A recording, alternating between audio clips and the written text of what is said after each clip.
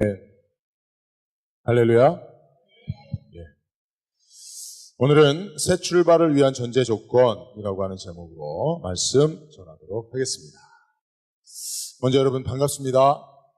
예. 오랜만에 뵙습니다. 잘들 지내셨죠? 예. 목소리가 크지 않은 것은 뭔가 일이라도 있었습니까? 예, 짧은 기간이지만 인생은 또 많은 일들이 있죠. 그것을 어떻게 우리가 바라보느냐에 따라서 큰일 난 것처럼 여겨질 수도 있고 또 하나님의 은혜 가운데 있을 수 있는 일이라 생각하면 또 가볍게 넘길 수도 있고요. 네, 여러분들 중요한 것은 우리의 태도라고 생각합니다. 오늘도 하나님 앞에 긍정의 마음 또 하나님의 말씀을 사모하는 태도로 나아갈 수 있길 바랍니다. 예. 제가 주보에 칼럼을 하나 올렸는데 여러분 보셨어요? 혹시 읽으신 분? 한 분, 두 분, 세 분, 네 분, 다섯 분. 네, 감사합니다. 우리 이미송 집사님이 이걸 읽었다는 얘기, 손을 들어는 것이 깜짝 놀랐네. 네. 그러나 또 더 놀라운 것은 여러분들이 다섯 분밖에 읽지 않으셨다는 사실. 더 놀라운 겁니다. 근데 사실 여러분 예배 끝나면 이거 잘 안 읽잖아요. 그죠? 여러분들이 한번 꼭 예배 전에 요거 칼럼 읽을 시간 정도는 여러분들이 확보하고 조금 먼저 나오시면 좋을 것 같아요. 왜냐하면 제가 요 칼럼에다가 설교의 중요한 부분들을 이렇게 핵심적으로 좀 담아서 칼럼 올리거든요. 그러니까 여러분들이 좀 이것을 이렇게 읽고 설교를 들으시면 설교를 이해하는데 훨씬 더 도움이 많이 됐단 말이에요. 그죠? 그래서 오늘은 칼럼을 한번 읽겠습니다. 제가 조금 시적으로 표현했어요. 이번에는 칼럼을. 한국의 가을은 세계 그 어느 곳의 풍경보다 아름답다. 가을을 아름답게 하는 것은 높은 하늘과 형형색색의 단풍이다. 단풍은 나뭇잎들이 낙엽이 되어 떨어지기 전에 마지막 생을 불태우며 바라는 절정의 아름다움이다. 그 마지막 미에 뽐내므로 잊지 못할 추억을 남기고 새로운 출발을 위한 동면에 들어간다. 그러므로 단풍은 새 출발을 위한 세레모니와도 같은 것이다. 이게 이제 한 문단이고요. 다음 문단은 남가주의 하늘은 지독히도 아름답다. 그 아름다움의 최고봉은 단연코 석양 무렵이다. 저 멀리 지평선 너머로 뉘엿뉘엿 지는 태양은 그 자취를 감추기 전에 하늘을 최고로 물들인다. 석양이 만들어가는 황혼의 신비스러운 기호는 동공을 통해 가슴의 모처럼 박히고 심장의 흥분은 짙어져가는 동편 하늘에 또다시 떠오를 태양을 그리워하게 한다. 인생의 황혼 무렵이 더욱 아름다워야 하는 이유가 여기에 있다. 내가 지나온 자리가 아름다워야 새롭게 시작될 영생의 소망이 풍성해진다. 그래서 회개와 죄사함의 은총이 중요하다. 연약한 인간은 스스로 지울 수 없는 죄의 엇보 속에 아름다운 마침표를 찍지 못한다. 때론 쉼표도 힘들다. 그래서 야곱과 요셉의 형제들도 오랜 시간이 지났지만 죄의 문제 앞에 고통하였다. 예수 십자가와 그 보혈, 나의 죄를 씻기는 예수의 피밖에 없네. 오직 우리를 새롭게 하는 하나님의 은총이다. 네. 제가 좀 이걸 함축적으로 좀 담아내서 무슨 말이야 도대체? 라고 생각할 수도 있습니다. 왜냐하면 이 짧은 지면에 제가 길게 늘었으면 이해하기는 쉽지만 여러분들이 안 읽을 것 같아서 제가 하여튼 이렇게 함축적으로 의미를 담아냈는데 무슨 의미인지는 좀 아시겠죠? 그죠? 네. 석양이 아름다운 것은 새롭게 떠오를 태양에 대한 소망, 새 출발에 대한 기대, 그것을 주기 위함이다. 우리 인생의 황혼이 아름다워야 될 이유는 우리에게는 짧은 인생 이후에 영생이 있습니다. 그 영생으로부터의 출발, 영생으로의 출발, 그죠? 새롭게 시작돼. 진짜 인생은 여러분 인생이 끝나야 시작되잖아요. 우리는 그걸 믿잖아요. 아멘이죠. 그것을 위하여 마지막 마침표를 하나님이 아름답게 하시는 거예요. 할렐루야. 그래서 여러분 우리 인생의 황혼이 아름다워야 됩니다. 인간관계의 마지막이 아름다워야 돼요. 그죠? 여러분 우리가 잘 만나다가 헤어질 수도 있습니다. 그때 아름다워야 돼요. 그래야 우리 인생의 새로운 만남, 새로운 출발이 소망과 기대 가운데 시작될 수 있는 거예요. 하나님의 축복 가운데 이루어질 수 있는 거예요. 근데 우리 한국 사람들은 이별할 때가 좀 지저분해. 이별을 잘 못해. 그죠? 그래서 여러분, 연애를 잘 하다가도 이별하면 원수 되는 거예요. 교회에서 성도들이 잘 지내다가도 서로 이별하면 서로 험담하는 일이 생기더라고요. 여러분, 이별 잘해야 됩니다. 왜냐? 우리 인생은 영생이 있기 때문에. 우리 인생은 마침표 끝나고 딱 끝나고 죽으면 끝나고 이런 게 아니기 때문에. 그죠? 그래서 여러분, 우리 인생은 마침표를 잘 찍어야 되는데 이게 잘 안 된단 말이지. 그 이유가 뭐냐? 그게 바로 우리가 마침표를 찍지 못하는 연약과 한계가 우리 삶의 문제 가운데 있다는 거예요. 이게 뭐냐? 오늘 제가 여러분들과 함께 나누고 싶은 거예요. 그죠? 여러분, 하나님께서 사실 하나님을 믿는 자들에게 주시는 가장 큰 축복 중에 하나가 뭐냐 하면 새롭게 해주시는 거예요. 새롭게 시작할 수 있다. 새 출발할 수 있게 해주시는 거예요. 미국에서 지금 최고로 급성장하는 교회 목사님을 인터뷰해서 물어봤어요. 목사님이 교회를 이렇게 크게 부흥시킨 비결이 뭡니까? 제가 오랫동안 목회했지만 성도들이 크게 부흥하진 않았는데 제가 설교 패턴을, 주제를 바꾸니까 갑자기 1년 만에 수배로 부흥했다는 거예요. 그 설교에 어떤 내용을 담았습니까? 제 설교에는 2가지 키워드가 있습니다. 라고 얘기했는데 첫 번째가 그레이스, 하나님의 은혜. 두 번째가 세컨드 찬스. 세컨드 찬스가 뭐예요? 두 번째 기회. 하나님이 주시는 은혜는 우리 인생이 아무리 실패했어도, 아무리 절망할 만큼, 낙심할 만큼, 폭삭 망했어도, 그 폭망이라고 그러죠. 그래도 하나님의 은혜는 두 번째 기회를 주신다는 거예요. 아멘이죠. 자기는 설교 가운데 항상 그걸 담는데요.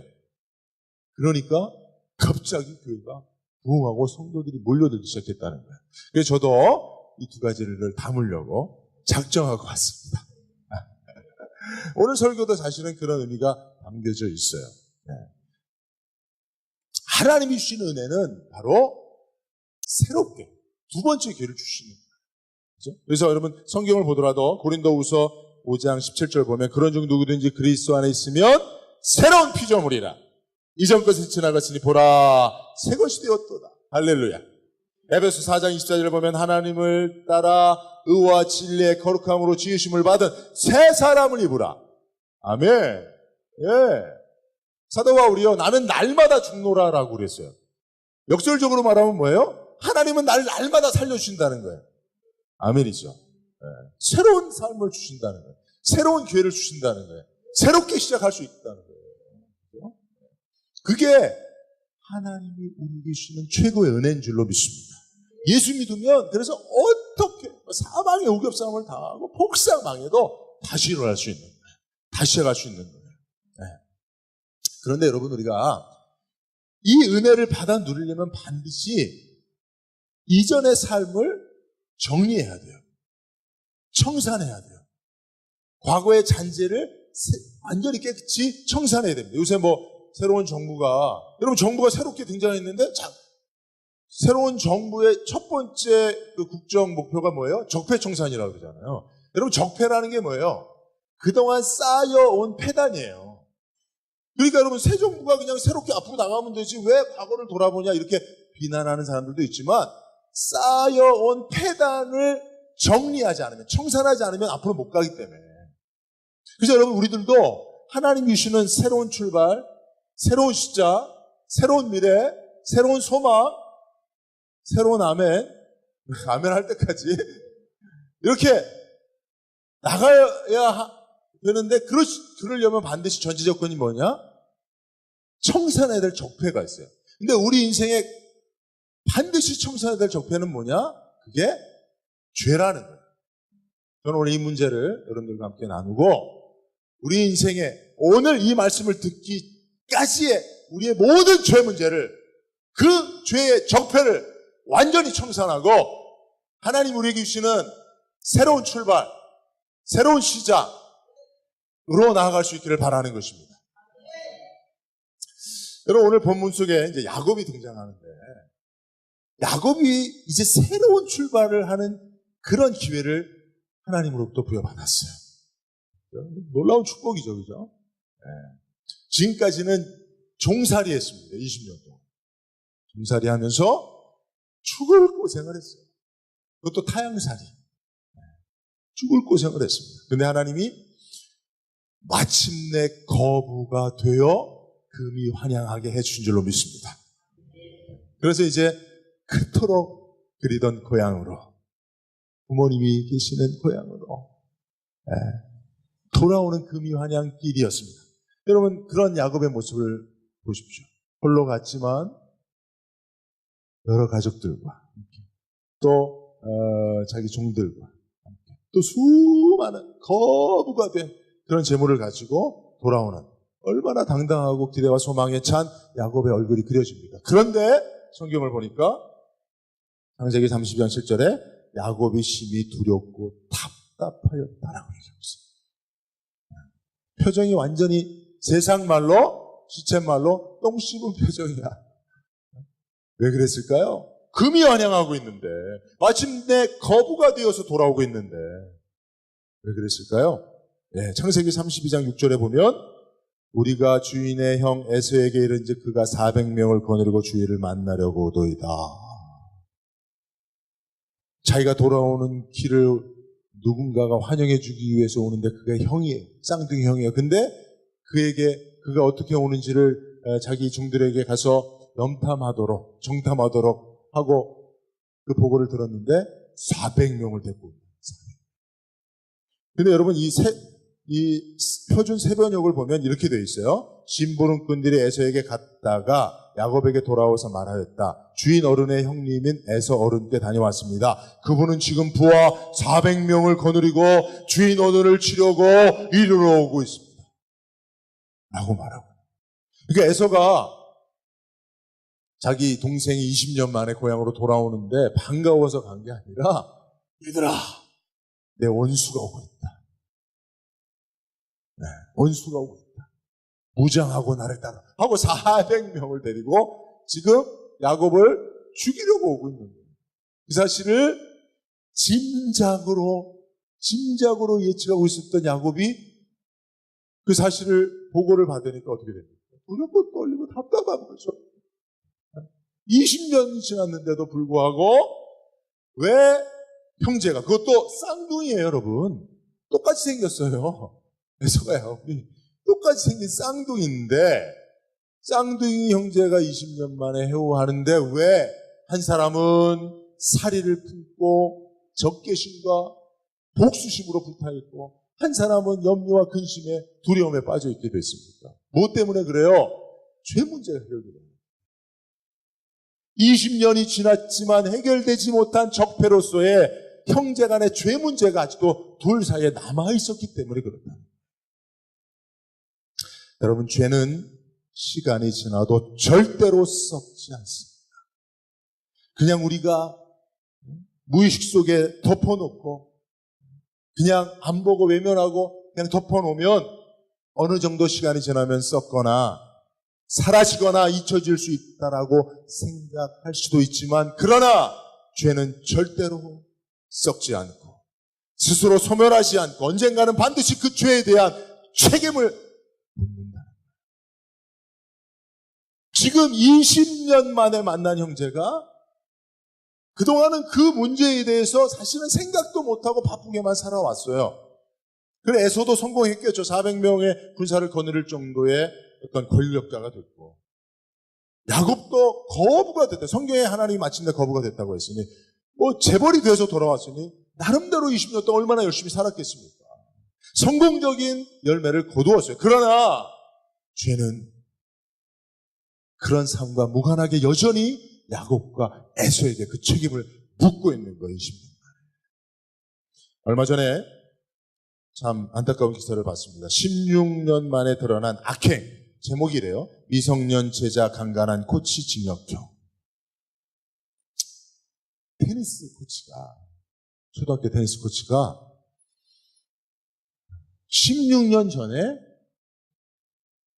10살짜리, 11살짜리 그 테니스 애들을 성적으로 폭행하고 강간한 사건이에요. 근데 이것이 16년 만에 드러나서 10년형을 받았어요. 여러분들 어떻게 생각하십니까?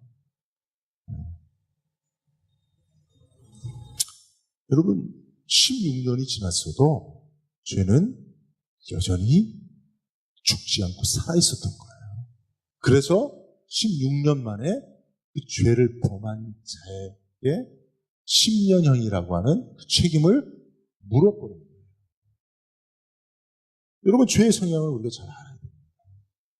우리가 인생을 아무리 거부가 되어 새 출발하고 권력자가 되어서 새 출발하고 다 이젠 과거를 다 잊고 기억도 못하는 것처럼 그래서 나는 이제 새롭게 출발하려고 해도 죄는 죽지 않는다. 죄는 썩지 않는다. 죄는 사라질 수 없다는 거예요. 죄는 우리의 심령 속에, 우리 삶 속에 암약하고 있다가 어느 순간 그 죄가 우리의 책임을 묻을 때가 있다는 거예요. 그러면 20년 수고가 의미가 없어요. 소용이 없어요. 여러분, 그런 패턴은 요셉과 그의 형제들에게도 등장합니다. 그죠? 창세기 42장 21절로 22절을 보면 이제 요셉의, 잘 아시죠, 여러분? 요셉의 형제들이 요셉을 죽이려고 했잖아요. 그랬다가 노예로 팔아버렸어요, 은이십에. 여러분, 자기 형제를 죽이려고 하고 살인 미수죠. 그리고 노예로 팔았으니 인신매매 아닙니까? 얼마나 큰 죄예요. 그리고 최소 20여 년이 지났어요. 그게 요셉이 17살 때이고 30세에 애굽의 총리가 됐고, 총리가 되고 7년 동안 흉년이 있었고, 그리고 7년 후에 7년 동안의 흉년이 있었으니 최소한 20여 년이 지난 후에요. 그리고 형제들이 만납니다, 요셉을. 그러니 몰라볼 수밖에 없죠. 그런데 자, 그 형제들이 뭐라고 고백합니까? 죄를 범하였던 20여 년 전에 형제를 살인하려고 했고 살인 미수와 인신매매의 죄를 범했던 그 형제들이 이렇게 고백해요.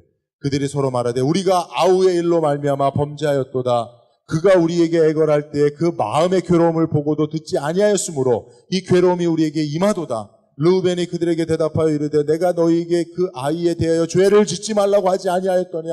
그래도 너희가 듣지 아니하였느니라. 그러므로 그 핏값을 치르게 되었도다 하니. 지금 여러분, 이 형제들이 엄청난 삶의 환경적 괴로움을 당하고 있어요. 그래서 그 괴로움을 해결해 보려고 애국까지 내려온 거 아닙니까? 근데 알고 봤더니 이 괴로움의 원인이 과거에 자기들이 행한 죄로 말미암은 것이라고 지금 가슴에 팍 느껴진 거예요. 내가 지금 겪는 이 괴로움이 사실은 그때 우리 형제의 그 요셉의 괴로움을 외면한 탓이구나. 그때 우리가 범죄했기 때문이구나 하고 20여 년이 지나서 20여 년 전에 했던 그 죄로 말미암은 그 형벌로 말미암아 이 괴로움을 당하고 있다고 하는 삶의 해석을 하고 있는 거예요, 지금. 그러니 여러분, 성경에서 우리에게 가르치고 있는 것은 죄 문제 해결하지 않으면 절대로 우리가 새로운 출발할 수 없다. 우리 인생이 아무리 승승장구하더라도 죄 문제가 그 책임을 묻기 시작하면 하루아침에 우리가 쌓아놓은 것들을 다 잃어버릴 수 있다는 거예요. 그래서 여러분, 죄는요, 우리에게 두 가지를 요구를 해요. 첫째는 소유를 요구합니다. 죄가 우리의 책임을 물을 때 죄는 우리에게 죄에 대한 책임으로 우리의 소유를 요구합니다. 그러니까 여러분, 우리가 아무리 돈을 많이 모아놔도 죄의 적폐를 청산하지 않으면 언젠가는 죄가 그 소유를 요구할 때 다 내어줘야 돼요. 여러분 보십시오. 오늘 읽었던 13절, 14절, 15절 제가 읽어볼게요. 야곱이 거기서 밤을 지내고 그 소유 중에서 형 에서를 위하여 예물을 택하니 암염소가 200이요, 순염소가 20이요, 암양이 200이요, 순양이 20이요, 전나는 낙타 30과 그 새끼요, 암소가 40이요, 황소가 10이요, 암나귀가 20이요, 그 새끼 나귀가 10이라. 여러분 더해보면 몇 마리입니까? 합해보면 얼마입니까? 여러분, 엄청난, 이거 제가 볼 때는 좋게 수억 원이 넘지 않겠어요? 염소가, 여러분 요 앞에서 우리 유명한 염소탕을 팔아요. 염소탕 한 그릇에, 요만한 한 그릇에 염소고기 요만큼 들어있는데 18,000원이야. 제가 먹었을 때는, 몇 개월 전에. 맞죠, 장로님? 네. 염소탕, 우리 장로님께서 우리 이승모 선교사님 대접해 주셨다고 하는데, 맞죠? 한 그릇에 18,000원 맞죠? 2만 원이던가요? 중요하지 않습니다. 안 사 먹으면 되니까. 10,000원 이상 넘는 건 안 먹잖아요, 우리. 그죠? 웃으라고 하는 얘기예요, 여러분들. 너무 여러분, 우리 생각을, 설교를 듣다가, 그러니까 제 설교가 그만큼 여러분들이 막 빨아들일 만큼 그죠? 그런 거죠? 이게 딴 생각 할 수가 없죠? 그죠? 그러니까 제가 중간에 이렇게 유머를 턱 던져도, 유머고 뭐고 안 웃어. 일단 말씀을 들어야죠. 다 이러고 있는 것 같아요. 좋아요. 그죠? 여러분, 야곱이 이거 어떻게 모았어요? 야곱이 이거 20년 동안 종살이 하며 모은 거예요. 그것도 하나님 은혜와 축복이 아니면 이거 가질 수 없는 거예요. 애써서 이거, 그죠? 20년 자기 청춘을 바쳐서 모은 건데, 이거 하루아침에 지금 형이 에서한테 다 고스란히 바치게 생겼어요. 뭐 때문에? 자기가 지은 죄 때문에. 죄가 소유를 요구해버리니 거절할 수가 없는 겁니다. 여러분 이거 잘 기억하셔야 돼요. 여러분들이 죄 문제 해결하지 않으면 여러분들이 인생에 아무리 좋은 거 쌓아놔도 그것 가지고 새로운 인생 살 수 없다는 거 기억하시기 바랍니다. 두 번째, 죄는 건강도 요구합니다. 그죠? 죄는 범죄한 자나 그 죄의 피해자 모두의 건강을 위협합니다. 7절 아까도 읽었지만 죄를 범한, 그죠? 야곱의 심령이 두렵고 답답하죠. 그죠? 여러분 잠언 17장 22절에 보면 마음의 즐거움은 양약이라도 심령의 근심은 뼈를 마르게 한다고 그랬죠. 잠언 15장 13절에 보면 마음의 즐거움은 얼굴을 빛나게 하여도 마음의 근심은 심령을 상하게 한다고 그랬어요. 다 이거 죄로 말미암아 마음의 심령에 상함이 발생하는 거예요. 그죠? 여러분 에서라고 영혼이 건강했겠습니까? 그죠? 20년 만에 만나는 형제를 맞이하러 나가는데 무장한 400명의 군사를 데리고 나갈 정도면 20년 동안 어떤 심령으로 살았겠어요? 그죠? 이놈이 내 장자권을 빼앗아 부모를 속이고 형제를 속이고 이 자식 어디가 있냐? 하여튼 너와 나를 다시 만나는 날이 네가 제산날 너의 제산날 이런 심령으로 20년을 살았습니다. 그러니 여러분 에서의 심령은 얼마나 건강했겠어요. 그래서 에서의 후손들이 그렇게 복된 자손들이 못된 것 같아요. 여러분 죄는 우리의 소유뿐만 아니라 건강도 요구하는 거예요. 네. 특별히 여러분 오늘 읽었던 야곱이 야복강가에서 지금 어떤 부상을 입습니까? 우리가 이제 전에 가지고 있었던 성경 환도뼈가 위골돼요. 환도뼈라고 하는 것은 이렇게 남자의 몸의 가장 중심에 있는 허리를 지탱하는 그런 뼈예요. 그래서 이게 위골됐기 때문에 야곱은 이후로 평생 절며 살았을 거예요. 그리고 절대적으로 이 고통에서 벗어나지 못했습니다. 당신 이거는 엄청난 수술을 해야만 하는 건데 당시 그럴 수 있는 의학적인 발전이 없었으니까. 그러니까 여러분 무엇 때문에 이렇게 된 겁니까? 여러분 하나님이 치셨어요. 야곱의 환도뼈를 찢어서 그게 위골된 거예요. 골절된 거예요. 부러진 겁니다. 하나님이 왜 치셨어요? 야곱이 하나님과 씨름했기 때문에 하나님과 싸우였기 때문에. 그건 뭐예요? 야곱의 심령에 무엇이 야곱으로 하여금 하나님과 싸우게 한 겁니까? 죄죠. 죄의 근본은 교만은 하나님보다 높아지려고 하는 성향을 가지고 있어서 하나님과도 싸우는 거예요. 그러니까 하나님이 환도뼈를 친 거죠. 그러니까 하나님이 야곱의 환도뼈를 친 게 아니라 야곱의 죄가 하나님의 징계를 받게 만든 거죠. 건강을 요구합니다. 생명을 요구합니다. 죄는 우리에게 끝까지. 이걸 알아야 돼요. 그래서 여러분, 죄 문제를 해결하지 않으면요, 우리의 생명도 살아있는 듯 하나 산 것이 아니라는 사실도 알아야 됩니다. 그래서 여러분, 우리는 이 죄 문제를 해결해야 하는 그런 필요를 가지게 됩니다. 특별히 여러분, 죄는 우리를 절망으로 이끌기도 합니다. 사실 이제 저도 가장 후회와 회한과 절망에 빠질 때가 뭐냐면, 내 죄 때문에 우리 가족이나 우리 하느님교회 성도들이 고통을 당하는 것 아닌가라고 하는 생각이 들 때예요. 죄 때문에 내가 아프고 힘든 거는 감내할 만해요. 근데 내 죄 때문에 내 자녀들이 이런 고통을 당하는 거구나라고 하는 고난에 대한 해석이 딱 들어올 때 너무 절망스럽고 고통스럽죠. 여러분, 그런 경험들 있으시죠?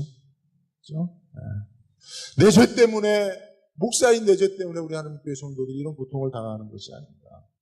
하나님의 교회인 이 하느님교회가 이런 어려움을 당하는 게 아닌가라고 하는 해석이 들어올 때 되게 이 절망에서 벗어날 수가 없습니다. 이게 사실 제가 가지고 있는 영적 우울증의 가장 큰 원인이기도 한데, 여러분, 죄는요, 그게 다 죄로 말미암은 거예요.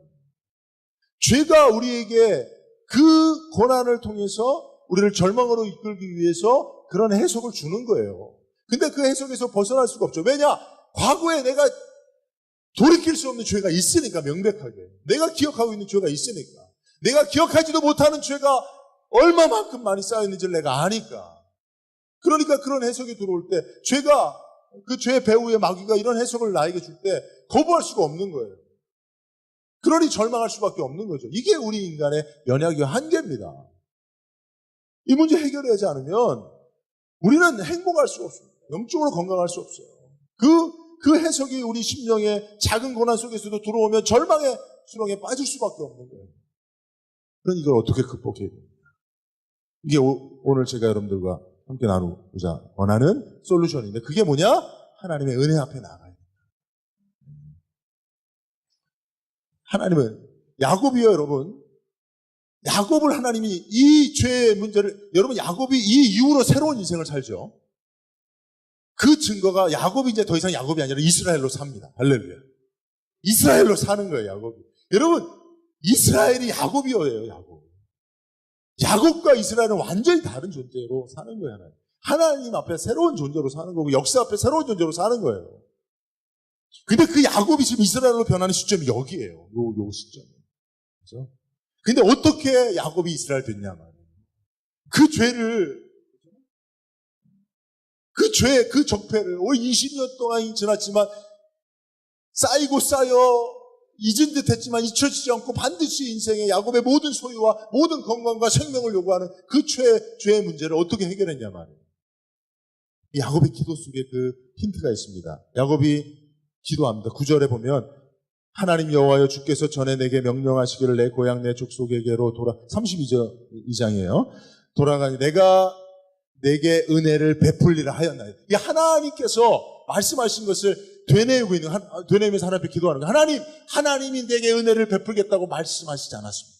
10절에 나는 주께서 주의 종에게 베푸신 모든 은총과 진실을 조금 더 감당할 수, 하나님께서 내게 은총을 베풀어 주신 분입니다. 하나님은 은총이 하나님입니다. 은혜 하나님입니다. 12절에 주께서 말씀하시기를 내가 반드시 내게 은혜를 베풀어 내 씨로 바다에 셀 수 없는 모래와 같게 많게 하리라 하셨는데, 하나님 이렇게 내게 말씀하지 않았습니다. 하나님 내게 은혜 주시겠다고 말씀하지 않았습니다. 여러분, 하나님의 은혜가 뭡니까? 우리가 하나님 앞에 야곱처럼 구해야 될 은혜가 뭡니까? 거부되는 은혜? 마침내 거부가 되어서 금이 환영하는 은혜? 그것도 그거지. 그게 은혜의 전부라면 죄 문제 해결하지 않으면 그거 다 잃어버릴 수 있지. 근데 하나님의 은혜는 잃어버려지지 않는 거니, 진짜 하나님의 은혜는 뭡니까? 야곱이 지금 구하고 있는 거예요. 하나님, 내가 그동안 지었던 죄, 그 죄의 적폐, 이거 하나님 청산해 주십시오. 그게 하나님의 은혜. 지금까지 우리가 알게 모르게 지어왔다. 그러나 내가 기억하지 못해도 내 삶에 지속적으로 소유와 건강과 생명과 그 모든 소망과 기대를 다 저버리게 만드는 것을 요구하는 이 죄 문제를 해결해 주십니다. 그게 하나님의 은혜인 줄로 믿습니다. 여러분 이사야서 43장 25절을 보면 나는 나를 위하여 너희의 모든 허물을 도말하는 자요 너희의 죄를 기억지도 아니하리라. 하나님의 말씀입니다. 그 하나님이 배우신 은혜가 바로 우리의 허물과 죄를 도말해버려요. 도말이 뭔지 아세요? 도말은 발라내어 없애버려요. 그러니까 여러분 도말은 우리 그거예요. 그 생선 발라내는 거. 그러니까 우리 삶에 우리 뼛속 깊이까지 이렇게 붙어있는 조그만 죄의 살이라도 다 하나님이 발라내서 다 없애버리신다. 할렐루야. 하나님이 그런 하나님이십니다. 그 하나님 우리에게 베푼 은혜가 그건 거예요. 여러분 오늘 그 하나님을 꼭 붙잡으시기 바랍니다. 그래서 지금까지 여러분들이 지우고 싶지만 지울 수 없었던, 씻어버리고 싶지만 씻을 수 없었던, 내 삶에서 내 인생에서 완전히 죄해버리고 싶었지만 죄해버릴 수 없었던 그 어떤 죄라도 바로 그 죄를 다 도말해버리시는 하나님의 은혜 가운데 다 해결한 받으시고 그걸 여러분 선언하는 시간이 됐으면 좋겠어요. 저도 이렇게 잠깐 이제 한 번씩 나갔다 들어오면서 새 마음을 다시 갖고 여러분 하나님이요 지구를 자전시키고 공전시키시거든요. 지구가 몇 킬로로 자전하냐면 1600킬로로 자전해. 뺑뺑 돌아요. 여러분 1600킬로는 비행기보다 더 빠른 거야. 하나님이 왜 지구를 1600km의 속도로 매일 돌리시는 줄 아세요? 그리고 매일 도는 지구가 태양을 주위를 또 공전 속도는 어떤지 아세요, 여러분? 10만 킬로가 넘어요. 10만 킬로. 그러니 여러분 지구가 지금 태양 주위를 막 10만 킬로로 달리는 거예요. 그러니 비행기가 1000킬로로 나니까 10만 킬로는 얼마 하나님이 지금요 지구 막 돌리시고 지구를 막 태양 주위를 막 왜 그런지 아세요? 왜 이런지를 합니까, 하나님이? 그냥 지구 만들고 태양 만들고 내버려두면 되지.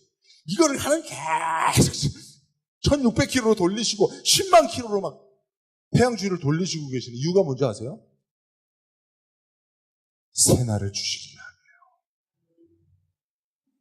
위함이에요. 이게 지구가 자전해야 내일이 있으니까.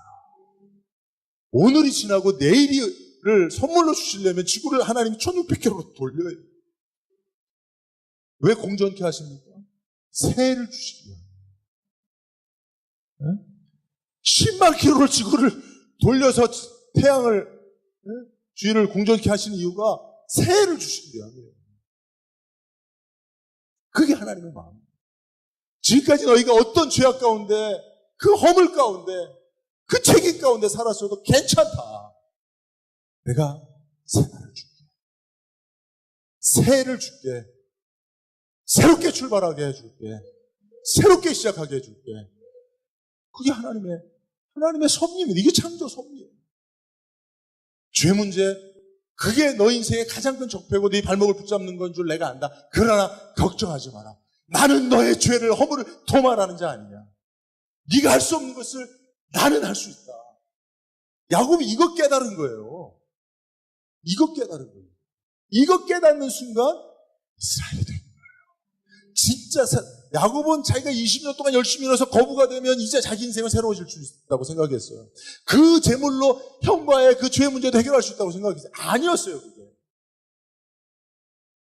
그렇게 되어지는 게 아니에요. 그거는 하나님의 은혜로만 되는 겁니다. 그런데 야곱이 비로소 그 깨달은 거지. 야복강가에서.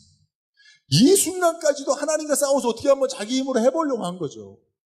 하나님의 축복을 자기 능력으로, 자기 노력으로, 자기 수고로 한번 가져오려고 해본 거예요. 근데 그렇게 되어지는 게 아닌 걸 알았다. 그리고 거기서 비로소 뭐라고 말합니까? 분이엘. 그것을 분이엘이라고 부르는데 내가 하나님과 대면으로 살았다는 거예요. 그건 무슨 말이에요? 내가 죄인이기 때문에 하나님을 대면하면 난 죽을 수밖에 없는 존재인데 이제 그걸 깨달은 거죠. 죄를 깨달은 자의 고백이에요. 이게 야곱의 마지막 고백이에요. 네? 그건 뭡니까? 내가 죄인이 죽을 수밖에 없는데 하나님 은혜를 베푸셔서 하나님 얼굴을 보게 하셨다는 거예요. 분이엘이라는 게 하나님 얼굴이에요. 그러니까 오늘 여러분들의 인생에 분이엘의 은혜가 있기를 바랍니다. 여러분 말씀을 맺겠습니다. 네. 하고 싶은 얘기가 많이, 오랜만에 뵈니까 제가 마음에 여러분들에게 하고 싶은 얘기가 많아요. 근데 이제 천천히 할게요. 일단 정리를 할게요.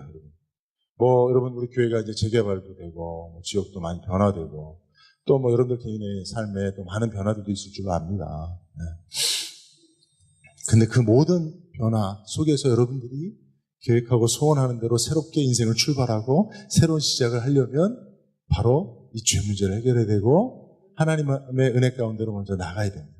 그래서 오늘 여러분들 선언했으면 좋겠어요. 이 시간 여러분들이 이제 설교 끝나고 기도할 때, 찬양하고 기도할 때 여러분들이 그런 기도하세요. 하나님, 오늘 말씀처럼 하나님의 은혜는 내 인생에 지금까지 쌓인 모든 죄의 적폐를 청산할 수 있는 능력인 줄로 믿습니다. 그리고 여러분 선언하십시오. 그리고 매일같이 이걸 선언하십시오. 마귀는요, 죄를 가지고 우리를 하나님이 기억지도 않는 죄를 자꾸 가지고 책임을 묻고 우리의 소유와 건강과 생명과 또 우리를 절망으로 이끌습니다. 그럴 때마다 여러분들 오늘을 기억하십시오. 오늘 말씀을 기억하십시오. 여러분들이 오늘 선언한 기도를 기억하십시오. 그리고 매일 이 기도를 통해서 여러분들이 날마다 새롭게 하나님 주신 은혜 가운데 새로운 인생을 살아갈 수 있기를 주의 이름으로 축원드립니다. 우리 교회가 다 그랬으면 좋겠어요.